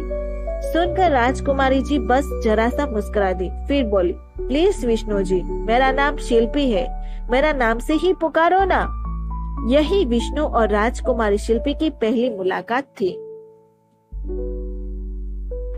उस दिन के बाद बुद्धदयाल सर से मुलाकात हुई थी। वे ही एकाएक उसके अखाड़े में चले आए थे। आते ही बोले, भाई वाह, अखाड़ा खोदा है शंकर, ये तो बड़ा अच्छा काम किया है तुमने, एकदम नेक काम है ये है। कसरत करके शरीर से मजबूत बने ये लड़के, तन मन दोनों से स्वस्थ हो सभी, यही तो मेरा भी सपना है। शंकर ने सर को दूर से ही अखाड़े की तरफ आता देख लिया था। सर के अखाड़े में कदम रखने से पहले ही शंकर ने चाकू वाकू छिपा कर रख दिए थे। उनका स्वागत करते हुए बोला था, आइए सर आइए, इस कुर्सी पर बैठिए। अब क्या किया जाए सर? जहाँ ये सब लड़के पहले खेलते थे, वहाँ तो अब गोपाल बाबू का 2 मंजिल मकान खड़ा हो गया है। शेठ गौतम चंद्र ने उस सारी जगह को प्लांटिंग करके बेच दिया है। अब रोशनपुर के बच्चे लोग खेले तो खेले कहाँ? कस्बे में कम से कम खेलकूद के लिए एक मैदान तो होना ही चाहिए। बिल्कुल ठीक बात कही थी शंकर ने। प्रभु दयाल को उसकी ये बात पसंद आई। अखाड़े के सारे लड़के सर को घेरे हुए खड़े थे। वे लोग अभी अभी मालिश करके उठे थे। उनके बदन तेल से चिकने हो रहे थे और शरीर पर जगह जगह मिट्टी लगी हुई थी। नंग धड़ंग केवल जांघिया पहने हुए थे वह सब। शंकर ने उन्हें डांटा, देख क्या रहे हो तुम सब, देखते नहीं गुरुजी आए हैं, सब लोग पाँव छुओ इनके, चलो आशीर्वाद लो। ऐसा शुभ क्षण भी क्या बार बार आता है? मालूम है कि सर तुम छात्रों का भविष्य बनाने के लिए कितनी बड़ी तपस्या कर रहे हैं। तुम लोगों को अपने गुरुजी की इज्जत करनी सीखनी चाहिए। सुनकर लड़के बहुत शर्मिंदा हुए। सचमुच उनसे बहुत बड़ी भूल हो गई थी। एक एक करके सब ने प्रभु दयाल सर के पैर छुए। सर बोले, अरे अरे ठीक है भाई, खूब खुश रहो, मेहनत से पढ़ो लिखो और स्वस्थ रहो। फिर एकाएक शंकर से बोला, देखो बेटा शंकर, बाद में कुछ गड़बड़ न हो। ये जमीन तो दया शंकर की है, वह यहाँ का माना हुआ बदमाश है। शहर से आकर कुछ लफड़ा वफड़ा न करे। शंकर हंसकर बोला, सर आप निश्चिंत रहिए, उसको बदमाशी करते एक युग बीत गया, अब जमाना बदल गया है।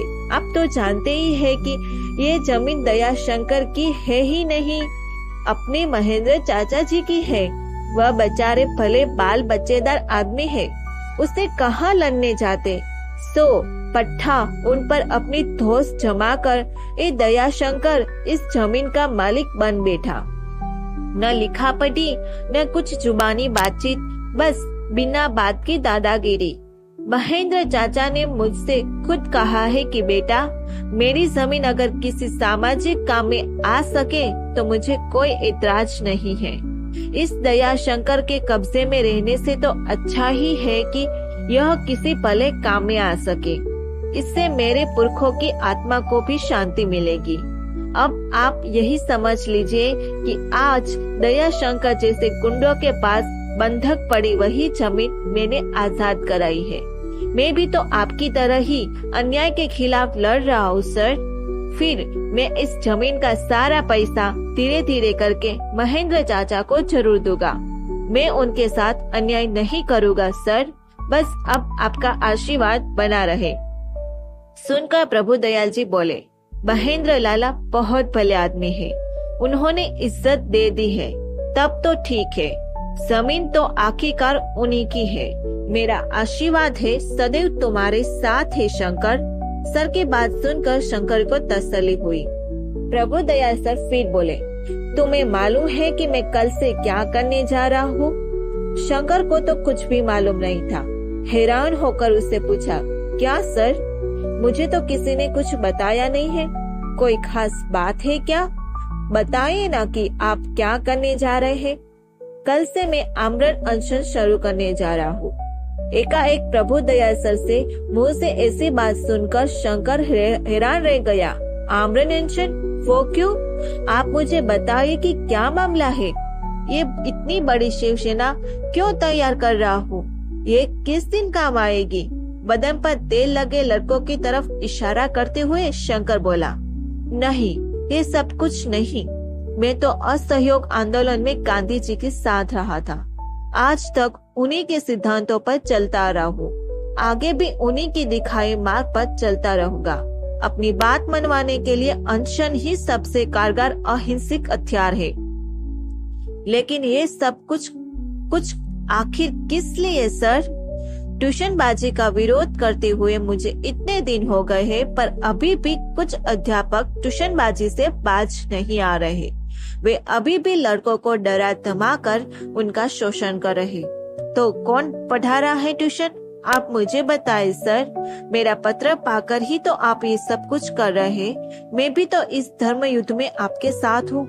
सो तो ठीक है शंकर, पर कल मैं दयानंद इंटर कॉलेज के मैदान पर आमरण अनशन पर बैठ जाऊंगा। मुझे अपने प्राणों का मोह नहीं है। मुझे किसी को डराना धमकाना नहीं है, बल्कि इस बात का एहसास कराना है कि वह गलत काम कर रहे हैं, छात्रों का शोषण कर रहे हैं। पर इससे क्या होगा सर? कुछ भी तो नहीं। इन लोगों का तो एहसास ही मर गया है। पैसा कमाने के लिए ये लोग किसी भी हद तक गिर सकते हैं। क्यों नहीं होगा भला? अहिंसा के बल पर हम लोगों ने एक दिन इतनी बड़ी लड़ाई लड़ी थी। इसी अहिंसा के बल पर अपने देश को अंग्रेजों के चंगुलों से मुक्त कराया था। लेकिन उस अहिंसा के साथ भगत सिंह, गुरुदेव और सुखदेव का बलिदान भी तो था सर। चंद्रशेखर आजाद की ललकार भी तो थी सर। अगर सुभाष चंद्र बोस जैसे और न जाने कितने क्रांतिकारियों की कुर्बानियां शामिल न होती तो क्या केवल गांधी जी की अहिंसा से ये देश स्वतंत्र हो गया होता सर? उसकी बातें सुनकर प्रभु दयाल सर हतप्रभ रह गए। शायद उसने ठीक ही कहा था। उन्होंने हतप्रभ देखकर उठा शंकर बोल पड़ा, सर लेकिन इस सब से आखिरकार आपको क्या मिला? उस समय न जाने कितने लोग चोरी डकैती के जुर्म में भी जेलों में बंद थे, पर देश स्वतंत्र होते ही एकाएक वह भी तो स्वतंत्र सेनानी बन बैठे। उन्होंने तो जोड़ तोड़ करके बाकायदा अपनी पेंशन भी बनवा ली। स्वतंत्रता सेनानी होने का तमगा हासिल कर लिया है। राजनीति में बड़ी बड़ी जगहों पर आसीन होकर पैसा कमाने में लग गए और आप जैसे सच्चे और निस्वार्थ स्वतंत्रता सेनानियों का आज कोई सार्थक परिचय ही नहीं रहा है। सर बोले, तो क्या इस दुनिया में हर चीज पैसा ही है?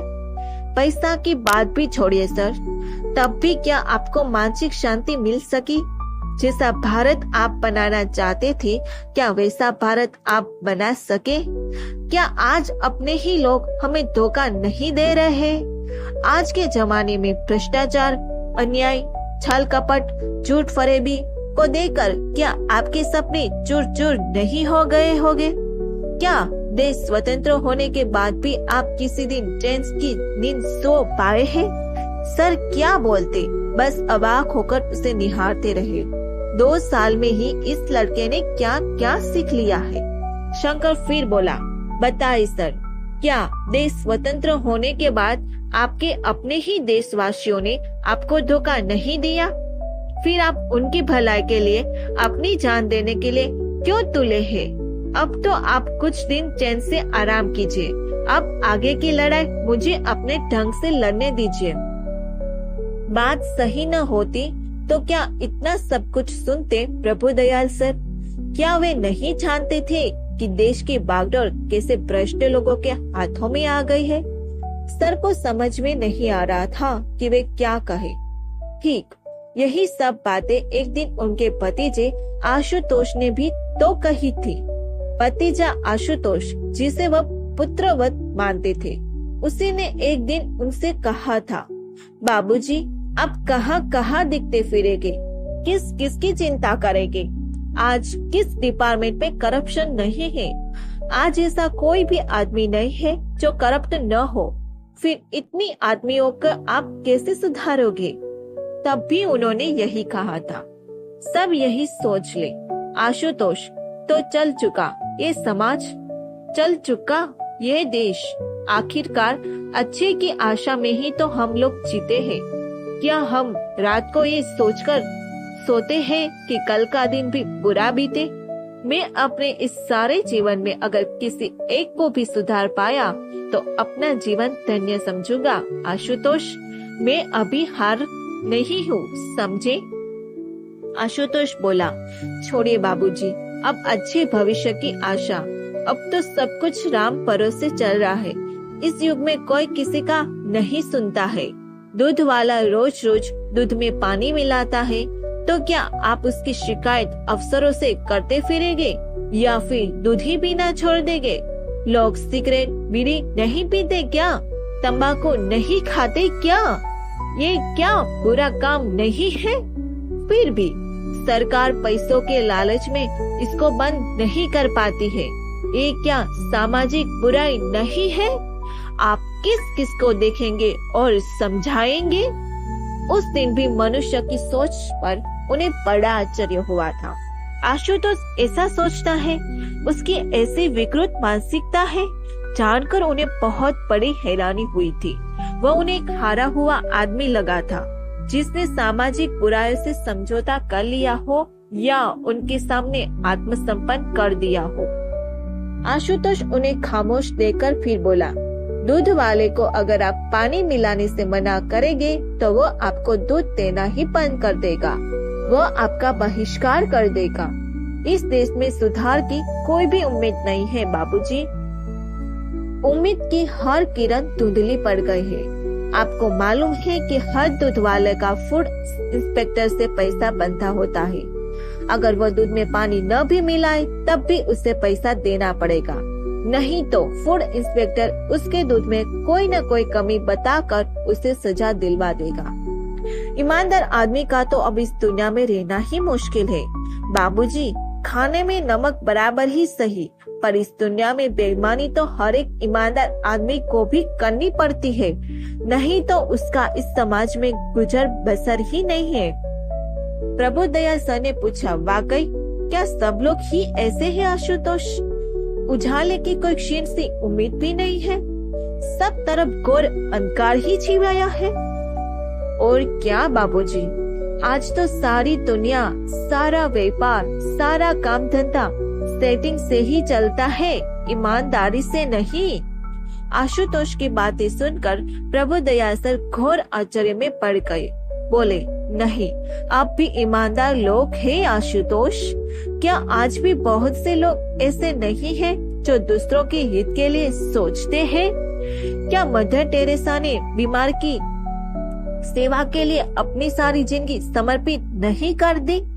क्या बाबा आमटे ने कोर्ट से पीड़ित रोगियों के लिए अपना जीवन नहीं लगा दिया? लोग रुपया रुपया चिल्लाते हैं, मदर टेरेसा ने तो अपने नोबेल प्राइज की राशि भी बीमारी की सेवा में ही लगा दी। अपने पास एक भी पैसा भी नहीं रखा। क्या आज भी लोग दूसरों के लिए धर्मशाला नहीं खुलवाते? दूसरों के लिए कुएं नहीं खुदवाते? उनकी बात सुनकर खूब हंसाता आशुतोष। सचमुच बाबूजी, मैं आपको और अधिक समझा नहीं पाऊंगा। आप जैसे 2-4 ईमानदार लोगों के होने से तो ये दुनिया नहीं बदल सकती। आज ठीक वही बात अपने ढंग से शंकर ने ही कही थी।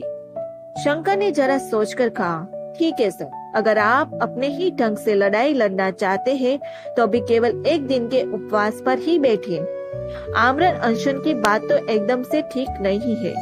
एक दिन के उपवास का प्रभाव यदि लोगों पर पड़ता है तो ठीक है, नहीं तो फिर आगे सोचेंगे।